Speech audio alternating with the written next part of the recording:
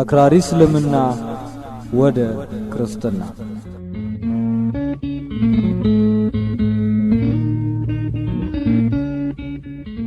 እውነተኛ ታሪክ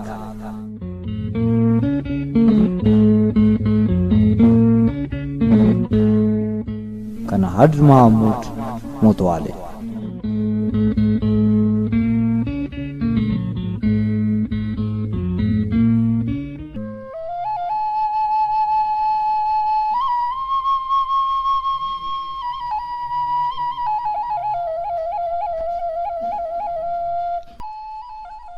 በመስቀሉ ስር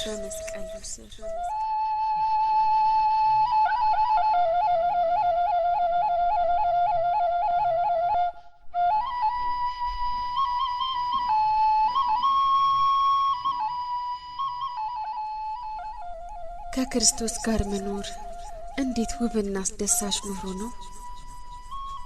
ከቄስ ቡትሮስ የኖላዊነት ጥበቃንና ፍቅርን አግኝቻለሁ። ከተጠመቅኩ በኋላ በየጊዜው ወደ ቤተክርስቲያን እየሄድኩ ስጋው ደሙን እቀበላለሁ። ስራዬ ከባድ ሸክም መስሎ ይሰማኝ ነበር። በስራ ገበታዬ እንደቀድሞ መስዬ ለመታየት የማደርገው ሁሉ ጭንቀት ሆኖብኛል። ግን እንዴት አድርጌ በውስጥ የተፈጠረውን አዲሱን ማንነቴን ለረጅም ጊዜ ልደብቀው እችላለሁ? ሰው ሁሉ እና አዲስ ነገር ገጠመሽ እያለ ባገኘኝ ቁጥር ይጠይቀኛል። አንዳንዶቹ ተለውጠሻል እኮ ይሉኛል። ልክ ናቸው እኮ። መለወጤን እንዴት አድርጌ መደበቅ እችላለሁ? ጌታ ሆይ አንተ በውስጤ በሚያስደንቀው ብርሃን ትኖራለህ። ለውጠኸኛል። አቀራረቤ ተለውጧል፣ ድምጼ ተለውጧል፣ ጠባይም ተለውጧል። አሁን ህሊናዬና ልቦናዬ ያንተ ናቸው። ይህ የትምህርት ዘመን እስከሚያልቅ ድረስ እርጋታዬን እንድዘልቅበት እባክህን እርዳኝ። በመንፈሳዊ ልደት የተወለድኩበት 1988 ዓመተ ምህረት ተጠናቀቀ። አዲሱ ዘመን 1989 መጣ። አዲሱን ዓመት የተቀበልኩት በቤተ ክርስቲያን ነው። ታኅሳስ 29 ቀን 1989 ዓመተ ምህረት በቤተ ክርስቲያን ውስጥ በፊት ቆሜ አንተን እያመሰገንኩ ነበር። ያ ያለቀው ዓመት ለኔ ልዩ ዓመት ነበር። አንተን ካየሁበት ከዚያ ከመጀመሪያው ቀን ጀምሮ ያ ዓመት ልዩ ነበር። ቀጣዩም ዓመት የተባረከ እንደሚሆን አምናለሁ። አይኖቼን ከደንኳቸውና እግዚኦ መሐረነ ክርስቶስ አልኩ። ያን ጊዜም የተሰቀልከውንና የተቸነከርከውን አንተን በራእይ አየሁ። የሾህ አክሊል በራስህ ላይ ተደፍቷል። ከሾህ አክሊሉ የደም ነጠብጣብ ይወርዳል። ጸጉርህና ጢምህ በደም ተነክሯል። የሕማምህን ብርታት ከገጽታህ ላይ አየው ነበር። ከስቃይ ብዛት የደም ስሮችህ የፈነዱ ነበር የሚመስሉት። ይህ ሁሉ በዓይኔ ላይ እንደ ፊልም አለፈ። ያን ጊዜ ልቤ በሕማም ተመታ። አንደበቴን አልፎ ሊወጣ የነበረውን ጩኸት እንደምንም አፈንኩት። ዓይኔን ስገልጠው የስነ ስቅለቱ ስዕል ፊት ለፊቴ ነበር። ጌታ ሆይ ይህን ሁሉ መከራ የተቀበልከው ለኛ አይደል? ያየሁትን ነገር ማንም ሊሸከመው ወይም ሊገልጠው አይቻለው። ይህን ሁሉ ለኛ ስትል ተቀበልክ። በነጋታው ወደ ቄስ ቡትሮስ ሄጄ ያየሁትን ነገርኳቸው። ካስተያየታቸው ያየሁት ነገር ምን እንደሆነ ተረዳሁት። መምህረ ትሕትና የሆኑት ቄስ ቡትሮስ ረጋ ብለው ኢየሱስ ክርስቶስ ላንቺ ሲል ምን ያህል መከራ እንደተቀበለ እንድታውቂ ይፈልጋል አሉኝ። እኔም ለእርሱ ስል መከራን መቀበል አለብኝ፣ መስቀሉን መሸከም አለብኝ። እግዚአብሔር ሆይ እባክህ አበርታኝ፣ በድካሜም ጊዜ ጽናትን አድለኝ አልኩ።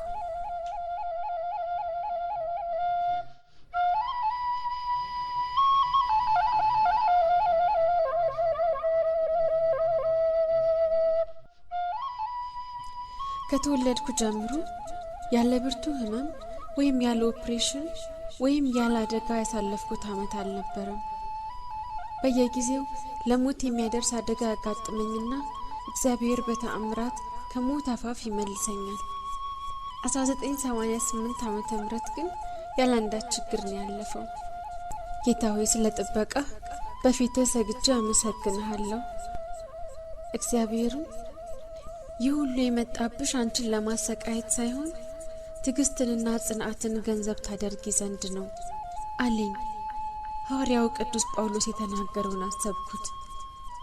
ይህ ስለ ክርስቶስ ተሰጥቷችኋል፣ ስለ እርሱ መከራን ደግሞ ልትቀበሉ እንጂ ልታምኑ ብቻ አይደለም። ከዚህ ቃል አንተ መካሪ፣ አስተማሪና አጽናኝ መሆንህን ተረድቻለሁ።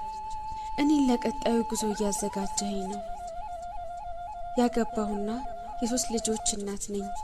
ኑሬም በቤተሰቦቼ ዙሪያ የታጠረ ነው። ስራዬና ትምህርት ቤቴ ለኔ የመንግስቴ ግዛቶች ነበሩ። እዚያ ራሴን ንግስት አድርጌ ኖሬያለሁ። ከዚህ በላይ ለወዶ የሚችል ነገር አገኛለሁ ብዬ አስቤ አላውቅም ነበር። አሁን ግን ለኔ ስትል ስታነባ ካየሁት እንባ በላይ ምንም ዋጋ ያለው ነገር እንደሌለ ተረዳው። እነሆ ቸርነትህ በእኔ ላይ ይስራ፣ ሁሉን ቻይነትህ በእኔ ይገለጥ፣ ሊደረስበት የማይቻለው ታላቅነትም ይነገርለት። ከ1964 እስከ 1983 ድረስ በትዳር ኖሬያለሁ። የትዳር ቆይታዬ አጭር የሆነውና በቀላሉ ሊያበቃ የቻለው ያለ ምክንያት አልነበረም። የእግዚአብሔር እቅድ በውስጡ ነበረበት። በሚያዝያ 1980 ከባድ የሆነ እጢ ይዞኝ እህቴ በምትሰራበት ኤን ሻምስ ዩኒቨርሲቲ ሆስፒታል ተኝቼ ነበር። እጢው የማህፀን ካንሰር ነው ተባልኩኝ። በዚያም ምክንያት ኦፕሬሽን ተደረግኩ። የኦፕሬሽኑን ህመም መቋቋም ተስኖኝ ራሴን ሳትኩ። ጥልቅ በሆነ የጨለማ ገደል የወደቅኩ ነበር የመሰለኝ። በሽታው ከባድ የሆነ ጥንቃቄ ስለሚያስፈልገው ባለቤቴ አስፈላጊ በሆነው ጊዜ መጠራት እንዲችል የስልክ ቁጥሩን በሆስፒታሉ እንዲያስቀምጥና በተጠራም ጊዜ ፈጥኖ እንዲደርስ ተነገረው። ከ2 ቀናት በኋላ ዶክተሩ እየመረመረኝ እያለ አፈፍ ብዬ ነቃው። ከዚያም ራሱን የሳተ ሰው የሚያሰማውን አይነት ጩኸት አሰምቼ እንደገና ወደቅኩ። በዙሪያዬ የነበሩት ሁሉ በህይወት መኖር ያለ መኖሬን ለማረጋገጥ ይጥሩ ጀመር። በመጨረሻም ተስፋ ስለቆረጡ ቀጥሎ ሊመጣ የሚችለውን የባሰ ነገር መጠባበቅ ያዙ። ራሴን ከሳትኩበት ስነቃ ባለቤቴን አጣሁት። የጤንነቴን ሁኔታ መጀመሪያ ለእርሱ መንገር ነበር የፈለግኩት። ሰዎችን ልኬ ባስፈልገውም ላገኘው አልቻልኩም። በመጨረሻም በእኔ ጤንነት ምክንያት የተፈጠረበትን ጭንቀት ለመርሳት ቢሮ ገብቶ ነበር የተገኘው። ሊመጣ ይችላል ብሎ የገመተውን መጥፎ ዜና ለመስማት ስለሰጋ ነበር ይህን ያደረገው። ከፊቱ ላይ ይሄው ይነበብ ነበር። በቀዶ ጥገናው ምክንያት ከደረሰብኝ ህመም ይልቅ ይህ የእርሱ ተግባር አመመኝ። የጤንነቴን ሁኔታ አየት እንኳን ሳያደርግ እንዲያ ባደገኛ ሁኔታ መሆኔን እያወቀ እንዴት ቢሮ ሊገባ እንደቻለ ሊገባኝ አልቻለም። ይህ ሁኔታ በጣም ነበር የተሰማኝ። በዚህ የተነሳም ከእርሱ ለመለየት ወሰንኩ። እናም ሊታመን በማይችል መንገድ በ1983 ዓመተ ምህረት ተለያየ።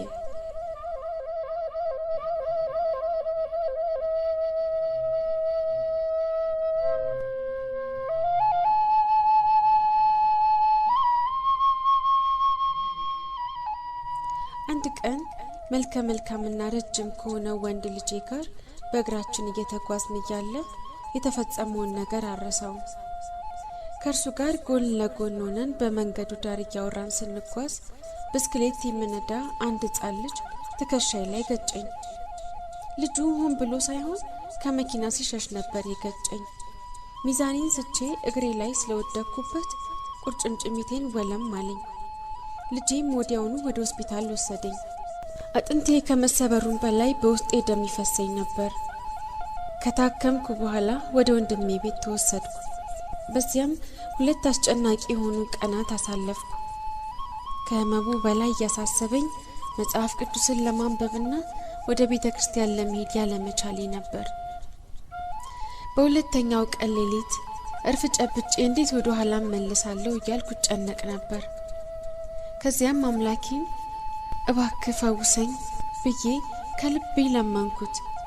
በነጋታው ጠዋት የወንድሜ ሚስት ቀሰቀሰችኝና ዛሬ እኮ ድብን ብለሽ ነበር የተኛሽ አለችኝ። እግሬን አየሁት፣ ድኗል። ካልጋው ወረድኩና መሬት ላይ ቆምኩ። የህመሙ ስሜት አይሰማኝም። ምንም የተለየ ነገር አላደረኩም። በኢየሱስ ክርስቶስ ስም ጸለይኩ። በስሙ የሚለመን ነገር ሁሉ ይፈጸማልና ፈወሰኝ። የኢየሱስ ክርስቶስ አባት እግዚአብሔር ክብር ምስጋና ይግባው። ልጆቼ ሊጠይቁኝ መጡ። ወንዱ ልጄ የዶክተሩን ትዕዛዝ ጥሼ በእግሬ ቆሜ ስላየኝ ደስ አላለው። ለመቆም ገና 10 ቀን ይቀርሻል እኮ አለኝ። እኔም ወደ ቤት እመለሳለሁ አልኳቸው። ይህን ሐሳቤን ሁሉም አንድ ሆነው ተቃወሙኝ። በዚያም ተብሎ በዚህ ግን መሄድ አለብኝ።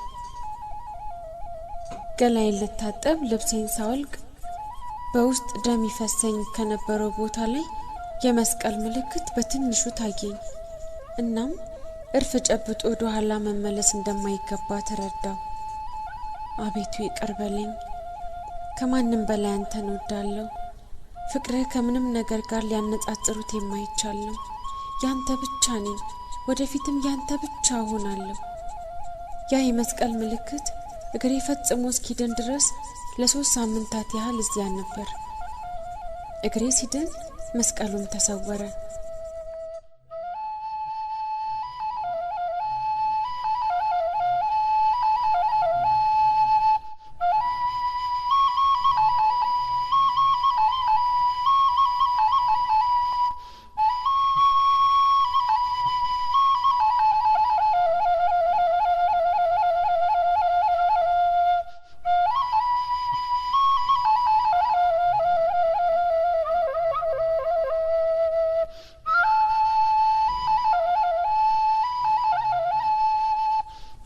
የትምህርት ዘመኑ እያለቀ ነው።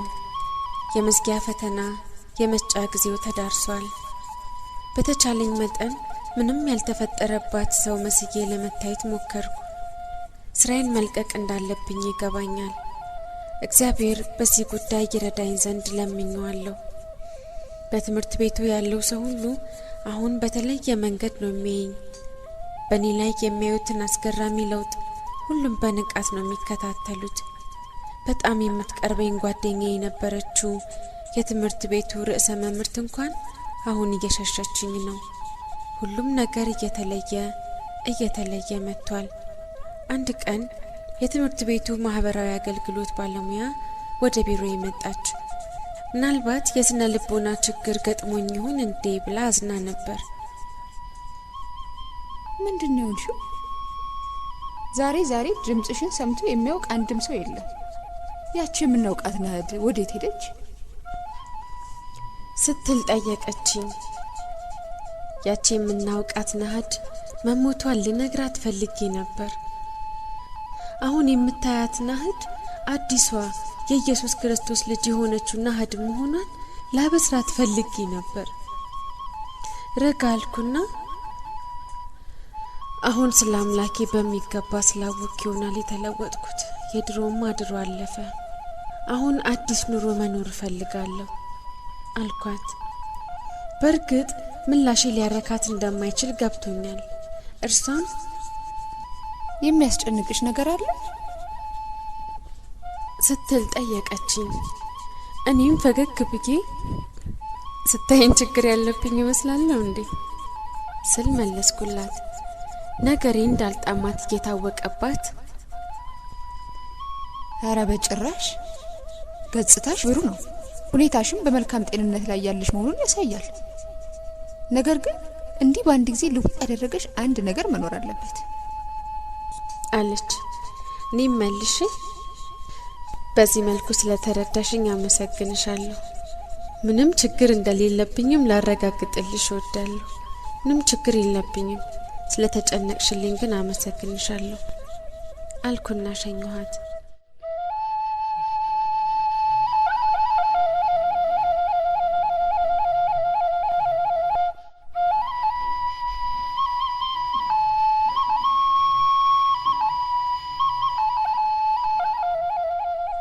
አያሌ ረጃጅምና አስጨናቂ ዕለታት ነጎዱ። ለእግዚአብሔር ምስጋና ይግባውና የትምህርት ዘመኑም ተጠናቀቀ። ትምህርት ቤቱም ለበጋው የረፍት ጊዜ ተዘጋ። እኔም ከጓደኞቼ ጋር ልዩ ልዩ ቅዱሳት መካናትን ለመሳለም እቅድ ነደፍኩ። ክርስቲያን ጓደኞቼ በየጊዜው ቤቴ እየመጡ ይጠይቁኝ ነበር። መዝሙር በመዘመርና ጸሎት በመጸለይ አብረን እናሳልፋለን። ያ ጊዜ ማለት ብዙ አይኖች ይከታተሉኝ የነበሩበት ጊዜ ነው። የህንጻው ባለቤት መግባትና መውጣቴን ሁሉ በንቃት ይከታተል ነበር። ወደኔ የሚመጡትንም እነማን እንደሆኑ ማወቅ ይፈልጋል። እንዲያውም አንዳንድ ጊዜ ሊጠይቁኝ የሚመጡትን ማን እንደሆናችሁ አውቃለሁ፣ ብዙ የእናንተ አይነቶች በየጊዜው እየመጡ የት እንዳላችሁ ይጠይቁኛል እያለ መናገርም ጀምሯል። ከዚህ አፓርትመንት መልቀቅ እንዳለብኝ አሰብኩ። ነገር ግን ሌላ አፓርትመንት ማግኘት ቀላል አይሆንም። ችግሩን ችላ ብዬ ከእግዚአብሔር ጋር ባለኝ ሕይወት መደሰቱን ቀጠልኩ።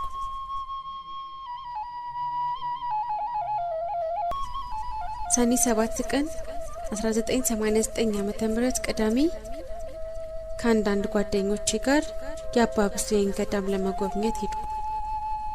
በዚያ የሚገኙ አንዳንድ አበው ያየሁትን ራእይና እግዚአብሔር የሰራውን ድንቅ ስራ ምስክርነቱን በቴፕ እንድቀዳ ጠየቁኝ። ስቀዳው ሙሉ ስሜንና በዚህ ስራ ውስጥ የተሳተፉትን ሁሉ በዝርዝር እንድጠቅሳቸው መከሩ። እኔም በነገሩ ተስማማሁ። እነዚህ አበው ይህ ነገር ሚስጥር ሆኖ እንደሚጠበቅና ከዚያ ገዳምም በምንም አይነት እንደማይወጣ ቃል ገቡልኝ። እኔም ምስክርነቱን ቀዳሁት። የበጋው የረፍት ወራት አለቀና ትምህርት ቤት ተከፈተ። ወደ ትምህርት ቤቱ ለመግባት ከበሩ ስደርስ አካባቢው አፈነኝ። መተንፈስ አልቻልኩም ነበር። መረጋጋት አቃተኝ። ከጥቂት ደቂቃዎች በኋላ አብሮኝ የሚሰሩት ሙስሊሞች ሁሉ በአሽሙርና በንቀት ተቀበሉኝ። ደነገጥኩ። እንዴት ነው በእኔ ላይ እንዲህ ሊሆን የቻሉት?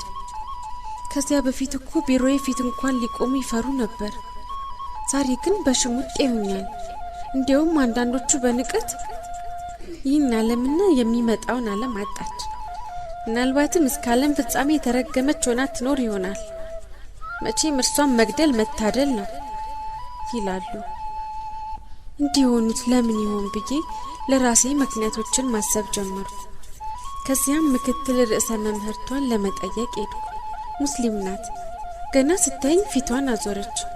እኔም ምን ተፈጠረ? እንዲህ የምትሆኙ ስለምንድን ነው ስል ጠየቅኳት። በንዴትና በተጠራጣሪነት ስሜት ውስጥ ሆና ደግሞ ምን ችግር አለ ትያለሽ? አሁን ምን እንደተፈጠረ አታውቂምና አለችኝ። እመኝኝ ምንም አላውቅም ስል መለስኩላት። ላምንሽም አልችልም። መጀመሪያ እንደማታውቂ ማይል አለችኝ። አልምልልሽም፣ የአምላኬን ስም በከንቱ አልጠራም ስል መለስኩላት።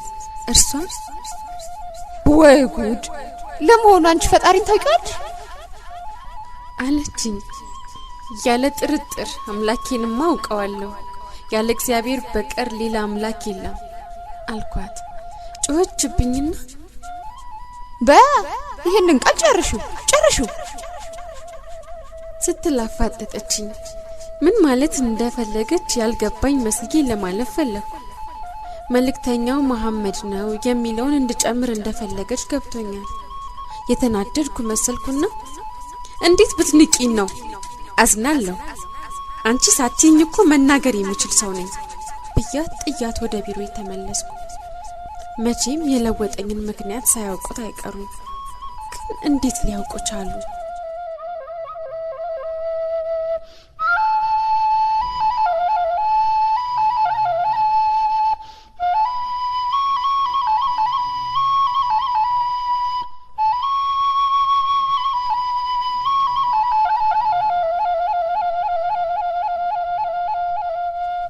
ጥቂት ቆይቶ አንዲት ክርስቲያን የሥራ ባልደረባዬ መጣችና የኔን ስም፣ የሳሚያን ስም፣ የሞፌድን ስምና የሌሎችን ስም የጠቀስኩበትና ምስክርነት የሰጠሁበት ካሴት ተባስቶ በየሰው እጅ መግባቱን ነገረችኝ።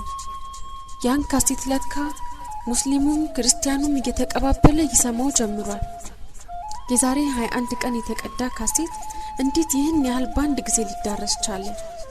ደግሞስ በጥብቅ ሚስጥር እንደሚጠበቅ ቃል ተገብቶልኝ አልነበረም እንዴ? ራሴን ልስት ትንሽ ነበር የቀረኝ። እንዴት በሙስሊሞች እጅ ሊገባ ቻለ? ቀዝቃዛ ውሃ በላይ ላይ የተቸለሰብኝ መሰለኝ። አሁን ምን ማድረግ ነው ያለብኝ? በዚህ ሁኔታ እዚህ ትምህርት ቤት አንድ ደቂቃም ቢሆን መቀመጥ የለብኝም። እናም ቶሎ ብዬ ወደ ቤቴ ተመለስኩ። ቆስያለሁ። በኃይል እንደተመታ ሰው ነው የቆሰልኩት። ግራ ነው የገባኝ። መድኃኒት በሆኑት የእግዚአብሔር እጆች ላይ ራሴን ብጥል ይሻለኛል አልኩና አምላኬ ሆይ ምን ማድረግ ይሻለኛል? ትምህርት ቤት ውስጥ ሊገሉኝ እንደደረሱ አይተሃል። የሚናገሯቸውን ቃላትና የሚያዩን አስተያየት መሸከም አልችልም። እባክህ ድካሜን አበርታ እያልኩ መጸለይ ጀመርኩ።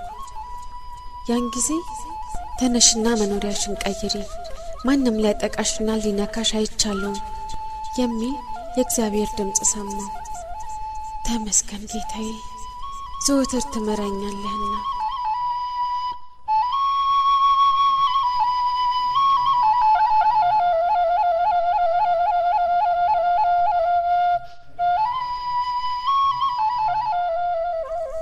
ስራዬን መልቀቁ ቀላል ነበር። ቤቴን ለቅቄ ሌላ ቤት ማግኘት ግን አስቸጋሪ ነው። የለም እንዲህ ብዬ መጨነቅ የለብኝም። ባንተ ጥበቃ ተማመናለሁና ልቦናዬን ሰብሰብ አድርጌ በዚህ አይነት በቤተ ክርስቲያን ጉባኤ መኖሩን አስታወስኩ። እዚያ መሄድ አለብኝ። ምናልባትም የሚያጽናና ነገር አገኝ ይሆናል አልኩና ወጣሁ። ቤተ ክርስቲያን ስደርስ አንዷን ጓደኛዬን አገኘኋት። እርሷም አያድ ከተባለ ኢንጂነር ዘመዷ ጋር አስተዋወቀችኝ። እርሱም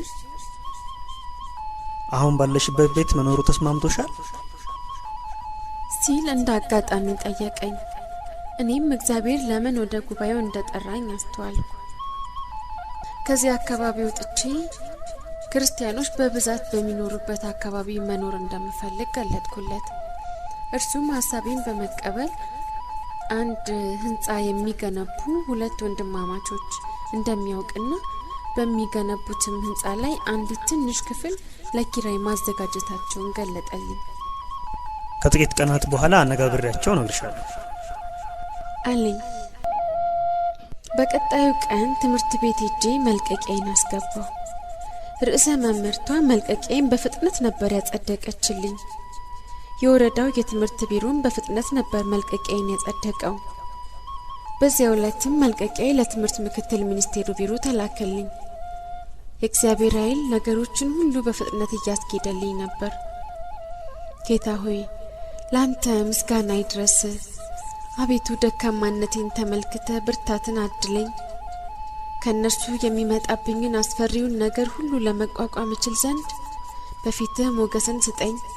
እንዳያዩን አይናቸውን እንዳይናገሩኝም አንደበታቸውን ያዝ።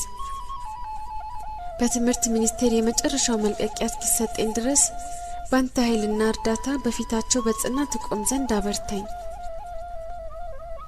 በማግስቱ ቀን አያት ደወለልኝና ሁለቱ ተቋራጭ ወንድማማቾች በሰሩት ህንጻ ጣራ ላይ ያለውን አንድ ክፍል ሊያከራዩኝ መስማማታቸውን ገለጠልኝ።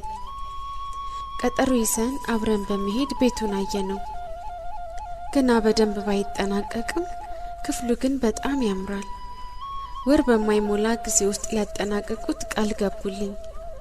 አካባቢውን ዞር ብዬ ሳማትር ከመንገዱ ባሻገር የእመቤታችን ቤተክርስቲያን መኖሩን ተመለከትኩ።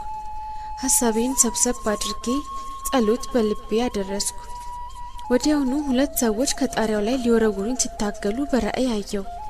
ዞር ስል ማንም በአካባቢው የለም። እንዴት አስፈሪ ነገር ነው! ምን ሊደርስብኝ ይሆን? ደስታዬ ፍጹም እንዳይሆን የመጣ ነገር ይሆን እንዴ? ስሜቴን ተጭኜ ወደ ቤቴ ተመለስኩ። የቤቱን ግንባታ መጠናቀቅ አለመጠናቀቁን የምመለከት መስዬ ደግሜ ወደ አካባቢው አመራው። ያው ስሜት እንደገና ረበሸኝ። እንዲያውም አሁን ከበፊቱ ይልቅ ባሰብኝ። ምን ማድረግ እንዳለብኝ ግራ ተጋባው።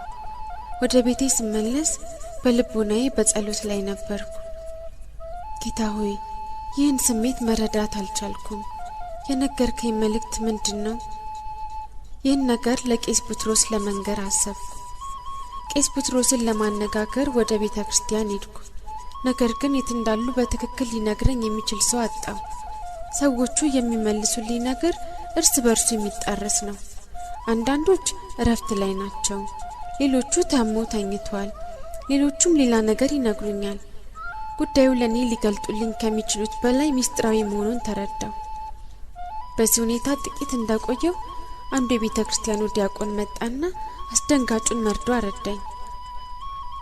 ከ2 ቀናት በፊት የመንግስት የደህንነት ኃይሎች ቄስ ቡትሮስን ይዘዋቸው ሄደዋል። ስቅስቅ ብዬ አለቀስኩ። ለኔ የሚወዱኝ አባቴ ነበሩ። ጥያቄን ሁሉ ልረዳው በምችለው መንገድ የሚመልሱልኝ አባት ነበሩ። የሚያጋጥሙኝን ችግሮችና ፈተናዎች ሁሉ የማማክራቸው አማካሪ ነበሩ። ኢየሱስ ክርስቶስ በሳቸው አድሮ ስራ ሲሰራ መለከት ነበር። እባክህ ደጉና ሩህሩህ ጌታ ሆይ እርዳቸው፣ አጽናቸው፣ ኃይልህንም ስጣቸው። ባደልካቸው ጸጋ የተነሳ ጽኑ አባት መሆናቸውን አውቃለሁና እኔም ይህን መርዶ ሰምቼ እንዳልናወጥ እርዳኝ ብዬ ጸለይኩ።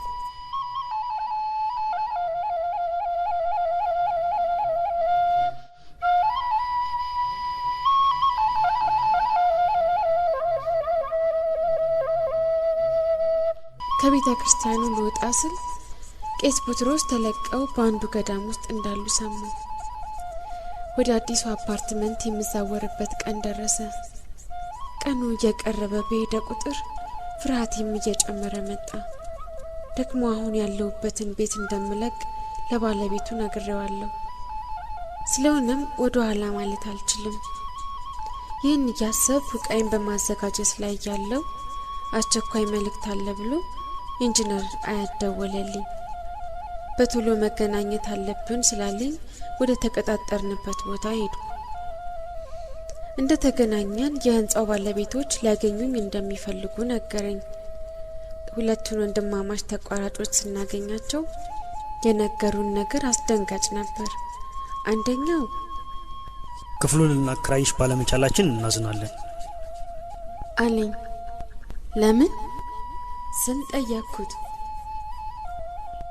በመንግስት የደህንነት ቢሮ ለሚሰራው ጓደኛዬ አንቺ ወደዚህ ህንጻ እንደምትገቢ ስነግረው በማናቸው መንገድ ናሃድን ለመርዳት እንዳትሞክር፣ በመንግስት የደህንነት አካል እጅግ የምትፈልግ ሴት ናትና እርሷን ሲረዳ የተገኘ ሁሉ አስፈላጊው እርምጃ ይወሰድበታል ሲል አስጠነቀቀኝ በማለት አስረዳኝ። መርዶ አጥንት የሚሰብር ነበር። ያን አፓርትመንት በጎበኘሁት ቁጥር ይሰማኝ የነበረውን ያንን የሚዘገንን ስሜት አስታወስኩት። አሁን ከሆንኩት ነገር ይልቅ ከጣራው ላይ ቢወረውሩኝ የተሻለ ነበር። አዝኜና ተስፋ ቆርጬ ወደ ቤቴ ተመለስኩ። ጉዳቴ ከባድ ሆነ፣ ልሸከመውም አልተቻለኝም። እባክህን ረድኤትህን አሁኑኑ ላክልኝ፣ ይህን መከራ እንዳልፎ እባክህን እርዳኝ ብዬ ጸለይኩ። ወዲያውም የሆነው ሁሉ ላንቺ መልካም ነው፣ ይህንንም በኋላ ትረጃዋለሽ፣ እባክሽን ተረጋጊ፣ ነገ ገዳሙን ስትጎበኝ መፍትሄ ታገኛለሽ የሚል የእግዚአብሔርን መልስ ሰማሁ።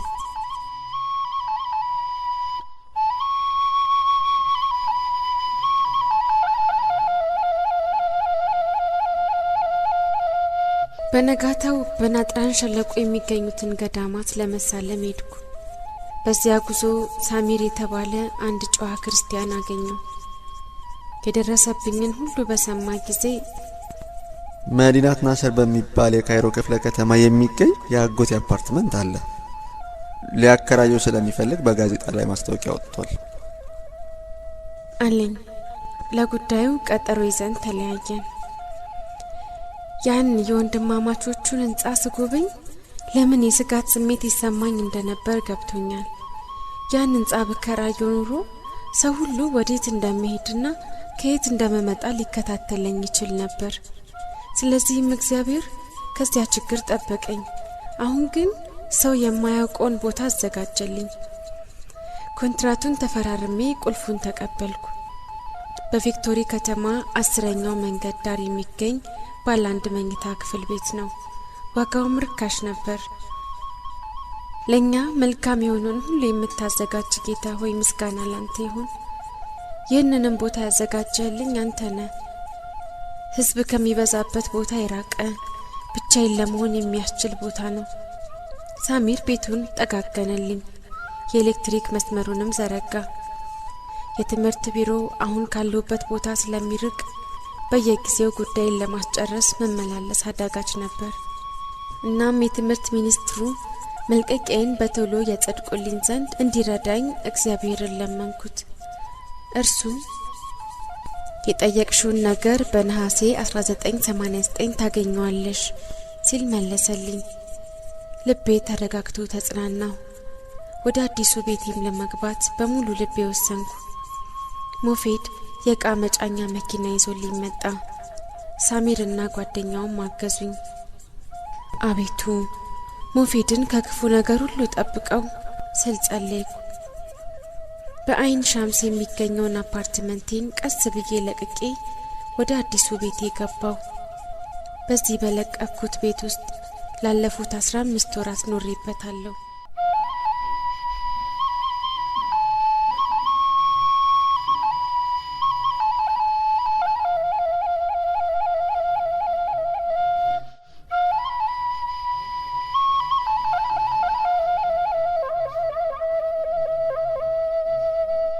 በቀጣዩ ቀን ወደ ትምህርት ቢሮ አመራው። የምክትል ሚኒስትሩ ቢሮ ኃላፊ ሰላም አለኝና እንኳን ደስ ያለሽ ሚኒስትሩ አጽድቀውልሻል አለኝ። ከዚህ በፊት መልቀቂያ አቅርቤ ስለተፈቀደልኝ በሚል ተደስቻ አላውቅም። ይህ ሁሉ የሆነ ባንተ ነው ብዬ አምላኬን አመሰገንኩት። መልቀቂያዬን ራሴ ወስጄ ለትምህርት አስተዳደሩ አስረከብኩ። እግዚአብሔር ስለተጨመረበት ሁሉም ነገር በፍጥነት ይከናወን ነበር። ከዚያ ስወጣ ሞፌድንና ሳሚያን ስለ ሁኔታው ለነግራቸው ወደ ትምህርት ቤት እግረ መንገዴን ጎራ አልኩ። ቢሮዬን ለመጨረሻ ጊዜ ገባሁበት። መሬቱ በአረንጓዴ ምንጣፍ አሸብርቋል። መስኮቱን ከምንጣፉ ጋር የሚስማሙ ሻተሮች አሸብርቀውታል። ስዕሎቹም ግድግዳውን አሳምሮታል። ክፍሉ በውስጡ 3 ጠረጴዛዎችን ይዛል። የኔንና የሁለቱ ረዳቶቼን የትምህርት ቤቱ ፈተናዎች የሚቀመጡበትና የፈተና ማባዣው ማሽን ያለበት ክፍል ውስጥ በመሆኑ ልዩ ጥበቃ ይደረግለታል። ለመጨረሻ ጊዜ የቢሮዬን ዙሪያ ገባ ማተርኩት። እንዴት ባለ እብሪትና ትዕቢት በዛ ቢሮ ውስጥ ሰራ እንደነበር አስታወስኩ። በትምህርት ቤት ውስጥ የሚገኙ ዋና ዋና ኃላፊነቶችን ለመውሰድ ያደረኩትን ትግልና የትምህርት ቤቱ አድራጊ ፈጣሪ ለመሆን እንድችል የተጠቀምኩባቸውን ዘዴዎች ሁሉ አስታወስኳቸው። እንዴት ያለው ከንቱ ነበርኩ። አሁን ግን ጌታ ሆይ አንተን ለመከተል ስል ሁሉንም ተውኳቸው። ሁሉም ነገሮች ከንቱዎች ናቸው። የሐዋርያው የቅዱስ ጳውሎስ ቃል ምን ያህል ጥልቅ ምስጢር እንደያዘ አሁን ገባኝ። መፍቀሪ ሰብ እግዚአብሔር ሆይ ባንተ ፍቅር ውስጥ ስንኖርና ምን ያህልም እንደምትወደን ስናውቅ ሁሉም ነገር ለኛ ዋጋ ቢስ ይሆናል። አንተ ለኛ ሁሉም ነገራችን ነህና።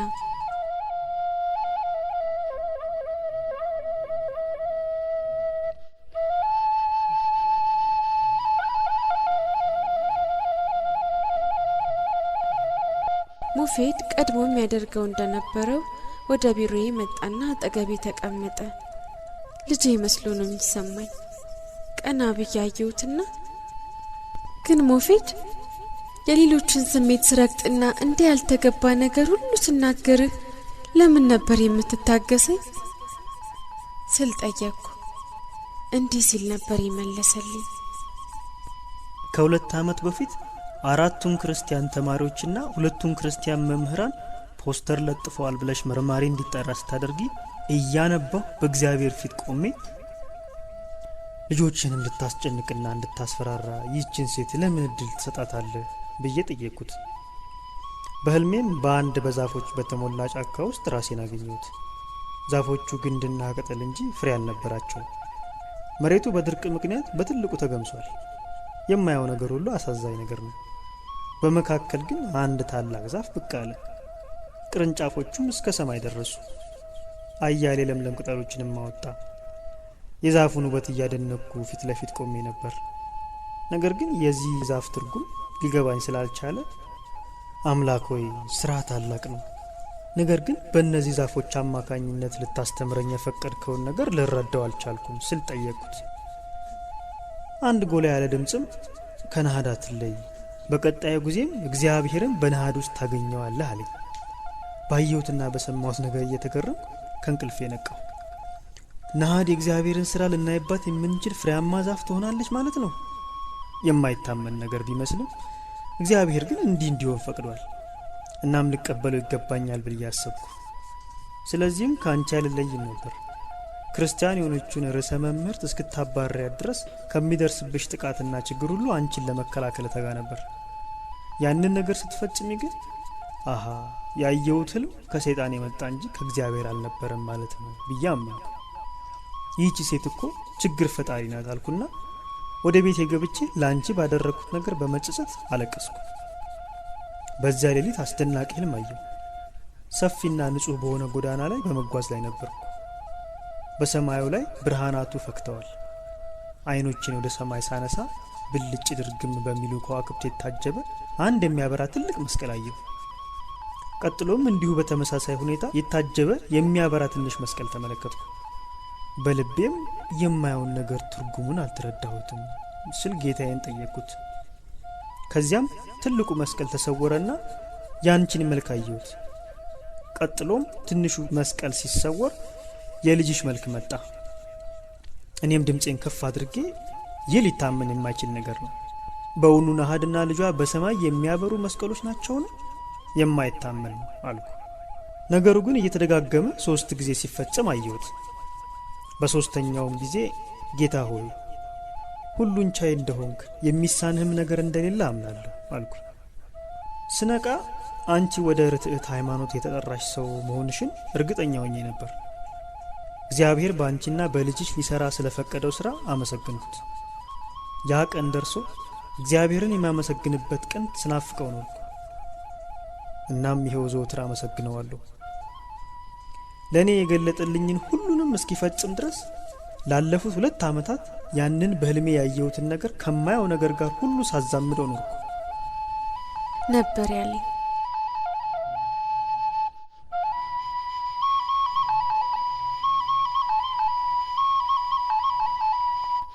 ሙፌድን አየሁት። ለኔ ተወዳጅ ልጄ ነው።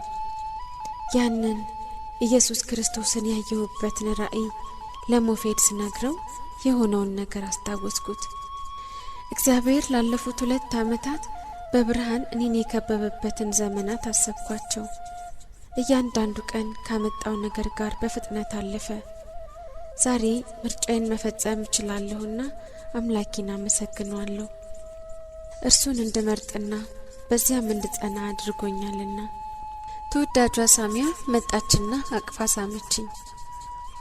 እርሷ ለኔ እናቴም እህቴም ናት። ከዚያ በፊት ተሰምቶኝ የማያውቅ አንዳች የደስታ ስሜት ተሰማኝ። ከልቤ እወዳታለሁ። እርሷንም እንደ ሌሎቹ ለምን ነበር የማትፈሪ? ደግሞም እኮ እኔን ስትቀርቢኝ በሙሉ ጥንካሬና በራስሽ በመተማመን ነበር። ክርስቲያኖች እኔን እንዳትቀርቢኝ ሲያስፈራሩሽ፣ አንቺ ግን ችላ አልሹ። ይህን ሁሉ ጀግንነት ኬት አገኘሹ ስል ጠየቅኳት።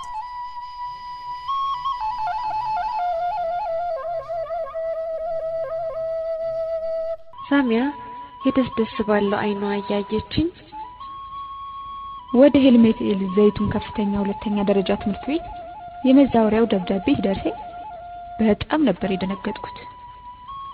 ክርስቲያኖችን ከመጉዳት ፈጽሞ ከማትመለስ ትዕግስት የሚባል ካልፈጠረባት እንደ ነሐድ ካለች ድንጋይ እንዴት መስራት ይችላል?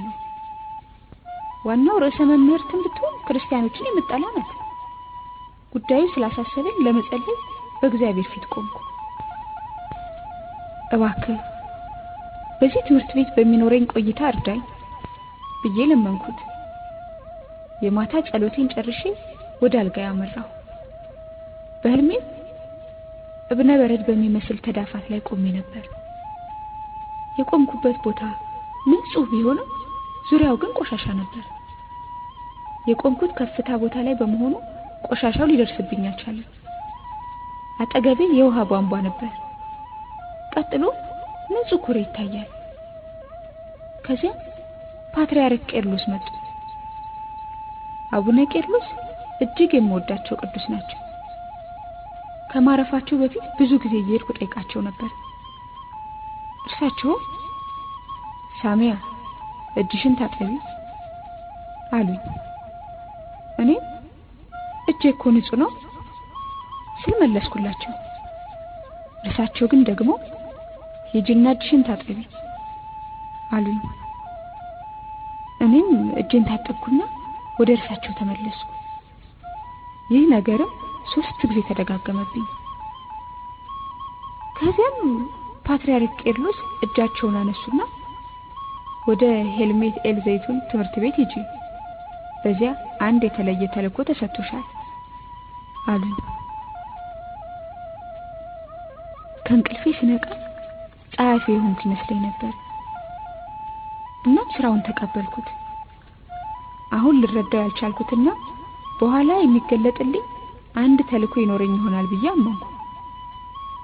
ካንቺ ጋር ተቀራርበን ስለ ኢየሱስ ክርስቶስ መነጋገር ስንጀምር ወደዚህ ትምህርት ቤት የተላኩበት ተልእኮ አንቺ መሆንሽን አወቅኩ። እኔ ፊት በክርስቲያኖች ላይ ተፈጽሞ የነበረውን ክፉ ነገርና ስላንቺ የሰማሁትን መጥፎ ወሬ ሁሉ ወደ ጎን ትቼ ወድሽ ነበር። በመካከላችን ጠንካራ ወዳጅነት ተፈጠረ። ለምን እንደወደድኩሽ አሁን ገብቶኛል። በክርስቶስ ከሚኖር ፍቅር በላይ ጠንካራ ወዳጅነት ወዴት አለ? አለችና ደግማ አቀፈችኝ። ልጄ ነሽ። ዳግም ልደትሽን የተቀበልሽ በእኔ እጅ ነው። ይህንን ባይኔ ለማየት በመቻሌ እድለኛ ነኝ። እንዳንቺ ያለውን ሰው ለማዳን እግዚአብሔር እኔን በመሳሪያነት በመጠቀሙ በረከትን አግኝቻለሁ አለች።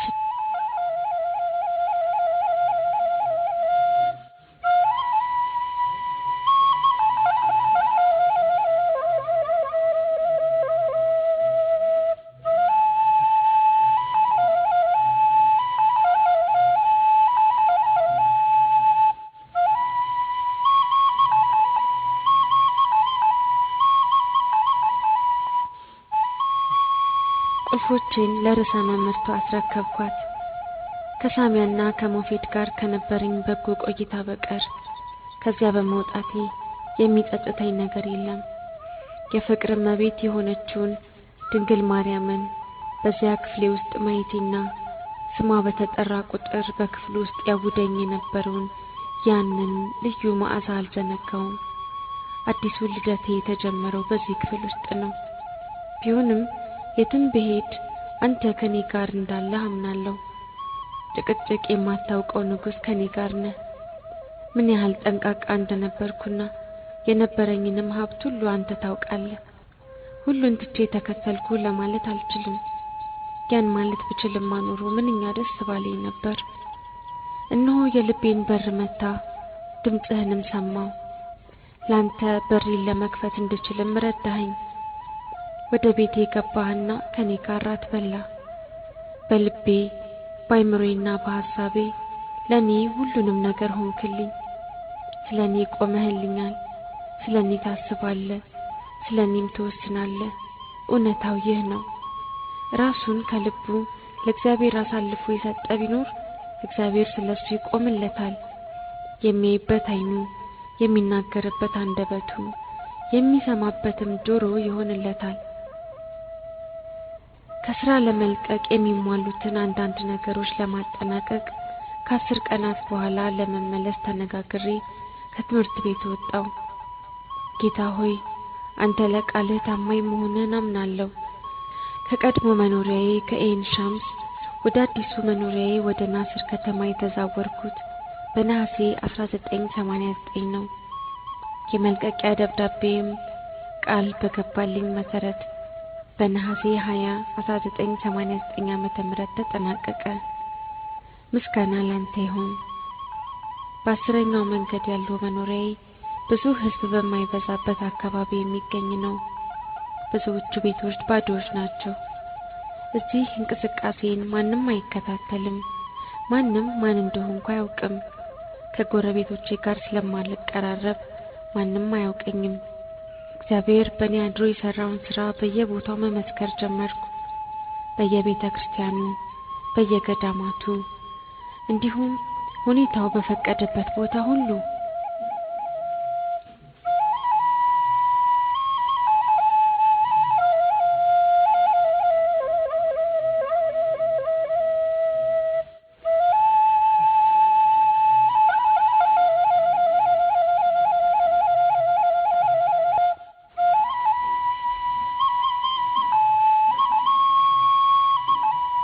በጳጉሜ 4 ቀን 1989 የመልቀቂያ ሂደቱን ለማጠናቀቅ ወደ ትምህርት ቤቱ አመራው።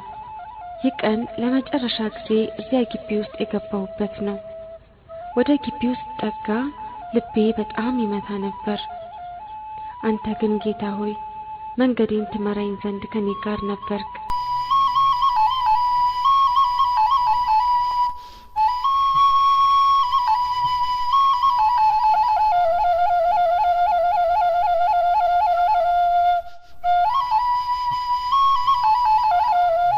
ከስራ የመሰናበቻውን ቅጽ ለመፈረም ወደ ርዕሰ መምሯ ቢሮ ገባው።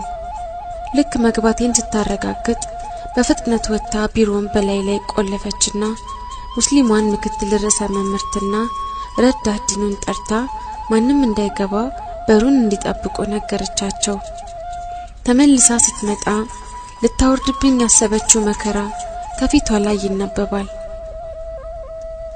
መልቀቂያሽን ከመፈረሜ በፊት ስላንቺ የሰማሁት እውነት መሆኑንና አለመሆኑን ማረጋገጥ ፈልጋለሁ አለችኝ። እኔም ረጋ ብዬ ምንድነው ስለኔ ለማወቅ የምትፈልጊው ስል መለስኩላት። አሁን ክርስቲያን ሆነሻል ወይስ አልሆንሽም ስትል ጠየቀችኝ። ይህን ነገር የነገረሽን ሰው ራሱን ለምን አትጠይቂው አልኳት። ምክትሏም ድምጿን ከፍ አድርጋ ዙሪያ ጥምጥሙ መርተሽ በቀጥታ መልሽ ነው አለችኝ። ከርሷ በላይ ጮክ ብዬ እኔ 47 ዓመቴ ነው የተማርኩና ባለ ዲግሪ ነኝ እና ማንም በህይወቴ ውስጥ ጣልቃ እንዲገባ አልፈቅድም ስል ተናገርኳት። ምክትል ርዕሰ መምህርቷ ወደኔ ሮጥ ብላ መጣ በሁለት እጆቿ እየናጠችኝ አንቺ በእስልምና እህት ነሽ። እስልምና ደግሞ ማንም ስህተትን የተመለከተ ያርመው ይላል። በመሆኑ በማናቸው መንገድ ላንቺን ማስተካከል አለብኝ አለች። በዚህ ጊዜ እደ ልቦናዬን ዘርግቼ እግዚአብሔርን ወደኔ ተመልከት እርዳኝም አቤቱ እኔን ለመርዳት ፍጠን አልኩ። ከዚያም ወደሷ መለስ ብዬ በረጋ መንፈስ ማን ነው ይሄን ያልሽ ብዬ ጠየቅኳት። ርዕሰ መምህርቷ ፈጠን ብላ ወደኔ በመቅረብ ነገሩ ልታበርደው ፈለገችና እስልምናን ከክርስትና ጋር ያነጻጸርሽ በማጥናት ክርስትና ትክክለኛ መሆኑን አረጋግጥሽ ማለት ነው ብላ ጠየቀችኝ። እኔም ፈርጠም ብዬ ፈጽሙ እኔ እንደዚህ ያላልኩ አልኳት። እርሷም ቀጥል አድርጋ ወይስ ቅድስት ድንግል ማርያም ክርስቲያኖችን ማሳደድ እንድታቆም ነገረችሽ አለችኝ። አሁንም ጠንከር አድርጌ እኔ እንደዚህ ያልተናገርኩ አልኳት። በሰጠሁት ምላሽ እግዚአብሔርን ክጆ ይሆን እንዴ ብዬ በማሰብ በህልሜ አየሁ ነው ያልኩት አልኩና ያየሁትን ነገር በዝርዝር ነገርኳት። ነጭ የሚስብ በትከሻው የወረደ ወርቃማ ጸጉር ያለው አይኖቹ እንደ ባህር ውሃ ሰማያዊያን የሆኑ እኔን አነጋገረኝ። እኔም ቃል ገባሁለት። እናም በእያንዳንዱ ጊዜ ቃሉን በመጠበቅ ላይ ነኝ ስላብራራሁላት ርዕሰ መምህርቷ እና ማን ነው ልትይ ነው ብላ ፈጠጠች። እኔም መልአከ እግዚአብሔር አልኳት። ተያይተው ግራ ተጋቡና አሁን እርግጠኛ ሆን አነጋገርሽ ግራ የሚያጋባ ነው። መልስሽ ጥርጣሬያችንን ግልጽ አደረገልን። በህይወት መቆየት አይገባሽም። ከመንግስትም ጡረታ ማግኘት የለብሽም። ለሰራሽው ስራ ዋጋሽን ማግኘት አለብሽ አሉ። ያን ጊዜ ጥንካሬ ጨመረልኝና ፈርሚ፣ እዚህ ወረቀት ላይ ፈርሚ ብዬ በርዕሰ መምህርቷ ላይ ጮኩባት። ደንግጣ ወንበሯ ላይ ዘፋለች። ከዚያን በፍጥነት መልቀቂያዬን ፈርማ ሰጠችኝ። እኔም ተቀብያት ወደ በሩ ፈጠን ብዬ አመራው። እንዳልወጣ ለማገድ ከበሩ ጀርባ አንድ አግዳሚ ወንበር ተጋድሟል። ወንበሩን አሽቀንጥሬ ጣልኩት። ይህንን አቅም ከየት እንዳገኘሁት ይገርመኛል። ቀጥዬ ወደ ግቢው በር በሩጫ ተጓዝኩ። ርዕሰ መምህርቷና ምክትሏ እየሮጡ ይከተሉኝ ነበር። ሊይዙኝ ግን አልቻሉም።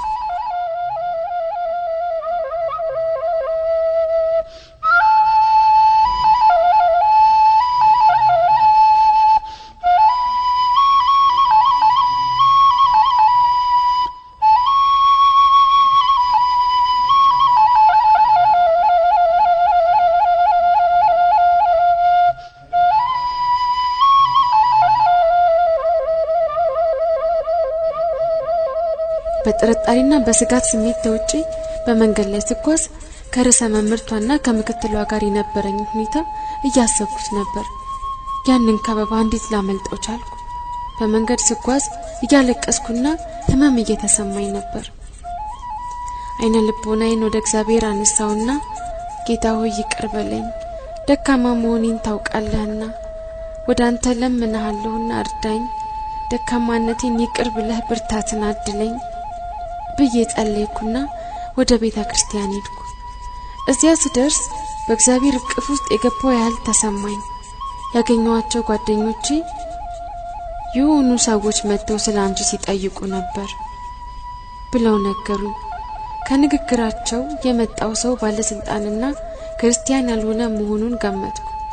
ውስጥ ገብተው የጠበቁኝ መሆኑንም ነገሩኝ። እኔም ፈጠን ብዬ ወደ ቤቴ ተመለስኩ። ርዕሰ መምህርቷና ምክትሏ ያቆሰሉኝ አሁንም ያመኛል። እናም አሁን ደግሞ ሌላ ቁስል የምሸከምበት አቅም የለኝም።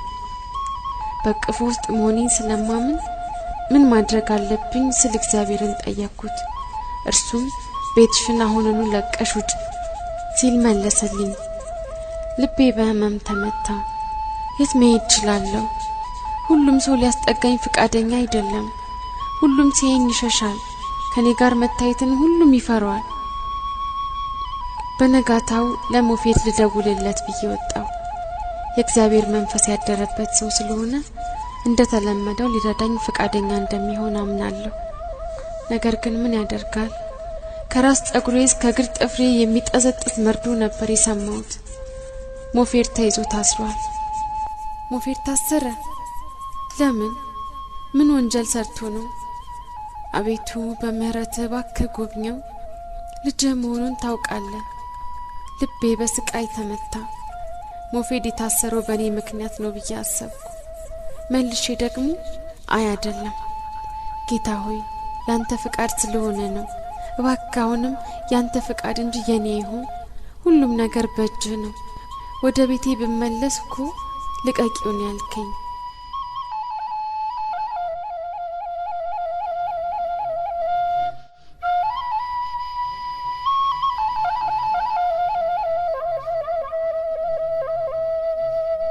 በዚህ አይነት ሐሳብ ስዋዥቅ ሴቷ ልጄ ልጠይቀኝ መጣች። ፖሊስ ስላንተና ቤታችን መጥቶ ሲፈልግሽ ነበር አለችኝ። ስላንቺ የምናውቀው ምንም ነገር እንደሌለ አድራሻሽንም እንደማናውቅ ነገርናቸው። ከዚያም ወደ ትምህርት ቤት ሲሄዱ ከሁለት ቀናት በፊት መልቀቅሽ ተነገራቸው። የት እንደምትኖሪ ማንም እንደማያውቅ ርዕሰ መምህርቷ ነገረቻቸው አለችኝ። አሁን ጌታ ሆይ ጥበቃህና እረኝነትህ በዙሪያዬ ናቸው። ብርቱ ክንድህ እንደሚደግፈኝ አምናለሁ።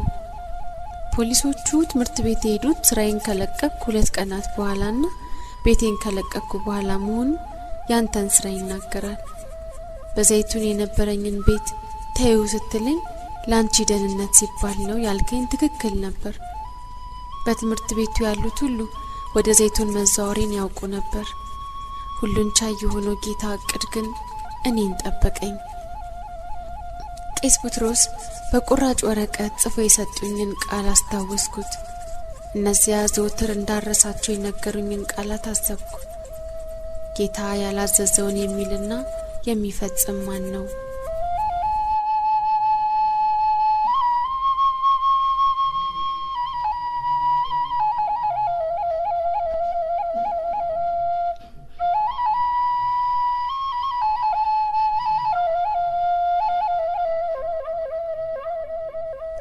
ወደ እስክንድሪያ ለመጓዝ ወሰንኩ። መጀመሪያ ግን በትምህርት ሚኒስቴር የሚከናወነውን የጡረታ ሂደት ማጠናቀቅ አለብኝ። ወደ ትምህርት ቢሮው ልደርስ ስል ደስ የማይል ስሜት ተሰማኝ። ውስጤ ሰላም ሊኖረው አልቻለም።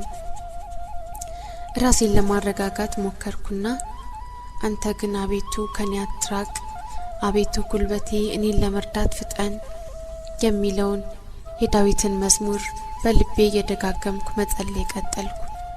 ነገሮቹ ሁሉ ባልታሰበ ሁኔታ አለቁልኝ። የቀረኝ ነገር ቢኖር የአገልግሎት ክፍያ ቼክ መቀበል ብቻ ነው። ገንዘቡ ጊዜ ስለሚወስድ ከሳምንት በኋላ መለሳለሁ ብዬ መጣው። ወደ እስክንድሪያ ሄጄ ከሳምንት በኋላ መለሳለሁ ወይም ሴቷ ልጄን ልካትና ትቀበልልኛለች። ለጉዞ ለመዘጋጀት ወደ ቤቴ ስመለስ ይህ ቀን በዚያ ቤት ለመኖር የመጨረሻዬ ቀን ይሆናል ብዬ አላሰብኩም ነበር። ይህን አፓርትመንት ቁልፉን ገዝቼ ለመግባትና ውስጡን ለማስተካከል ብዙ ገንዘብ አውጥቻለሁ። ተራ ቤት ቢሆንም ለኔ ግን ተመችቶኝ ነበር። አሁንም ቢሆን ጌታ ሆይ ያንተ ፍቃድ እንጂ የኔ አይሁን። በነጋታው ጠዋት 12 ሰዓት ላይ ተገናኝተን ከጓደኛዬ ጋር ወደ እስክንድሪያ ሄድን። በመንገድ ላይ የአባ ቢሶይን ገዳም ለመሳለም ቆም አልን። ከዚህ በፊት ይህን ገዳም ለመሳለም መጥቼ ነበር። በሚስጥር እንደሚጠብቁት ቃል ገብተውልኝ እዚህ ገዳም ለሚኖሩ መነኮሳት ምስክርነቴን ቀድቼ ሰጥቻቸው ነበር። ግን ምን ያደርጋል ያ ቴፕ በመላዋ ግብጽ ተባስቶ ተበተነ። ያንን ካሴት የሰጠሁትን መነኩሴ በቁጣዬን ተመለከትኩት። አሁን በስር ላይ ያለውን ሞፌድን አሰብኩት። ሳሚያንስ ምን አድርጓት ይሆን? ጌታ ሆይ በርግጥ ይህ ሁሉ ያንተ ፍቃድ እንደሆነ አምናለሁ። ስለዚህም ለምን ሆነ ብዬ ጣልቃ አልገባም። ሕይወቴንና ያለኝን ሁሉ ለአንተ ሰጥቻለሁ። በዚያም አንተን ደስ የሚያሰኝህን ሁሉ አድርግ። አንተ ሩህሩህ አባቴ ነህና ለአንተ መልካም የሆነውን ነገር ሁሉ ፈጽማለሁ።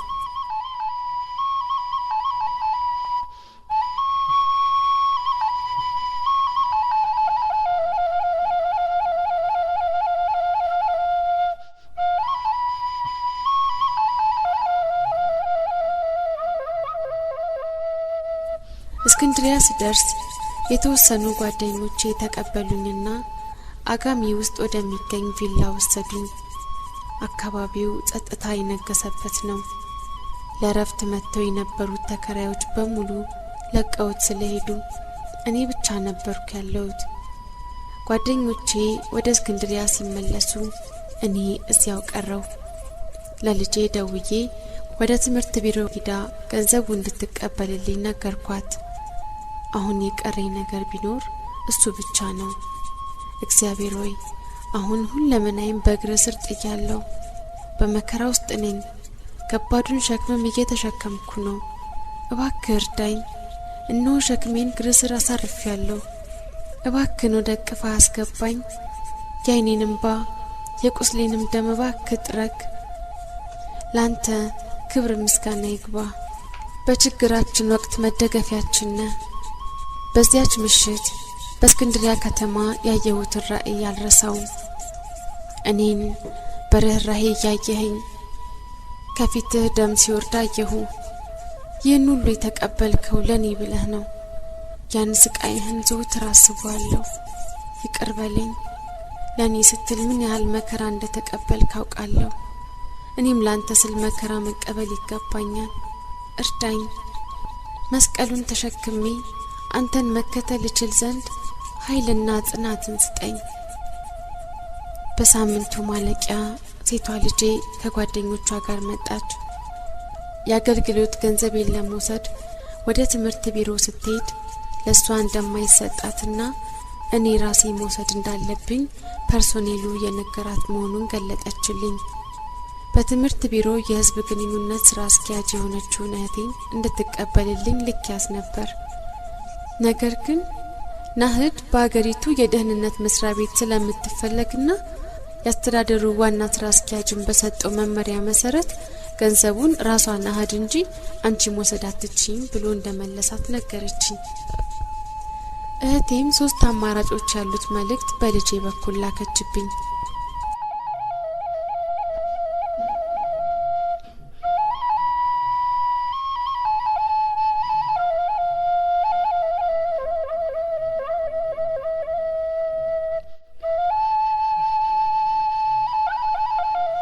የስለላው ቢሮ ሹም ከሆነው የእህቴ ባል ጋር ወደ ደህንነት ቢሮ ሄዳለሁ። ከዚያም የቤተ መንግስቱ ፓይለት ከሆነው ከሌላዋ እህቴ ባል ጋር ሆነን በተሰራጨው ቴፕ ውስጥ ያለው ቃል ውሸት መሆኑንና ይህንን ለመናገር የቻልኩትም በቄስ ቡስሮስ መሪነት ካህናቱ ጫና ስላሳደሩብኝ መሆኑን መግለጥ፣ ካህናቱ በቴፕ እንድቀዳ ያታለሉኝ መሆኑን ማስረዳት ነው። ከዚህም በተጨማሪ የመጀመሪያውን የቴፕ ምስክርነት የሚያስተባብል ሌላ ቴፕ ቀዳለሁ። በዚህ ከተስማማው ሰላማዊ መንገድ የሚከፈትልኝ ሲሆን ምንም አይነት ችግር የማያጋጥመኝም። በመጀመሪያው ሐሳብ ካልተስማማው ደግሞ ሁለተኛው አማራጭ አይምሮዬ ንክ እንደሆነ ተቆጥሬ እኔን ወደ ስነ አእምሮ ሐኪም ዘንድ በመውሰድ ቤተሰቦቼ ከልጅነቴ ጀምሮ የአእምሮ ችግር እንዳለብኝ ምስክርነት ይሰጣሉ። በመንግስት ካድሬዎች ዘንድ ያላቸውን ከፍተኛ ስልጣን በመጠቀም ምስክርነታቸው እንዲታመን ያደርጋሉ። ከእህቶቼ የአንደኛው አባል የአካባቢው መስተዳድር ምክትል አስተዳዳሪ ነው። የሌላኛው አባል ደግሞ በቋንቋና ስነ ልሳን ኮሌጅ የእንግሊዘኛ ቋንቋ ፕሮፌሰር ነው። ከነዚህም በተጨማሪ አንደኛው ወንድሜ የአደረጃጀትና ጠቅላላ ስርዓት ቢሮ ዋና ስራ አስኪያጅ ነው። እነዚህ ናቸው እንግዲህ ስለኔ የአእምሮ ችግር የሚመሰክሩት። የመጨረሻው አማራጭ ደግሞ ቤተሰቦቼ ማንንም ሳያቸው እኔን ጠልፎ በመግደል ሊቀብሩኝ ይችላሉ። ምክንያቱም መጀመሪያውኑ ጠፍታለች ብለው ለሚመለከቷቸው አካላት ሁሉ በመናገር እያስፈለጉኝ ስለሆነ አላገኘናትም ማለት ብቻ ይበቃቸዋል። ከዚህም ሌላ ደግሞ በማናቸውም የአውሮፕላን ማረፊያዎች፣ ኬላዎችና የህዝብ መሰብሰቢያዎች ሁሉ ፎቶግራፊ ስለተለጠፈ ከሀገር መውጣትም ሆነ ከቦታ ቦታ መንቀሳቀስ የማይታሰብ መሆኑን አረዳችኝ።